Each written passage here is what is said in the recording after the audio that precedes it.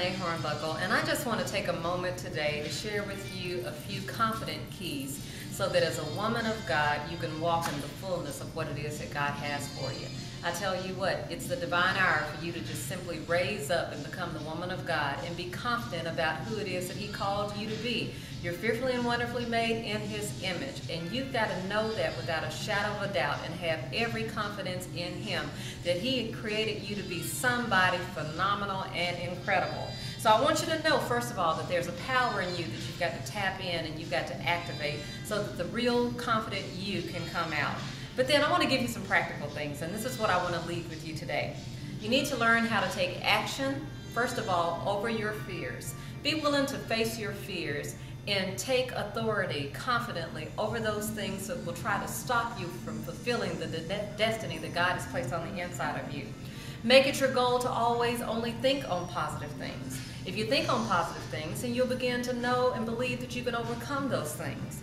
You've got to learn how to view things from a proper perspective. It's important that you have the mind of God, because you're created, first of all, in the image of God, but you've got to have His mind, because through Him you can do all things. He wants to strengthen you and fill you with confident characteristics that will make you be able to think properly and think correctly.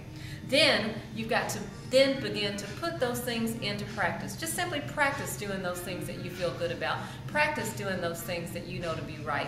Do them confidently, and if you're in pursuit of God, pursuing righteousness, you'll never fail. And then finally, just begin to practice what I call confidence boosters. Begin to think confidently, act confidently, think yourself into confidence. So you got to do a few things like sit up front, be a front seater. Sit up front whenever you go to a meeting. Think about the fact that you might be fearful of doing so, but if you get right there in the front, you're bound to have more confidence, because, again, you'll know that you're in a place that God only ordained for you, and you'll begin to walk more confidently.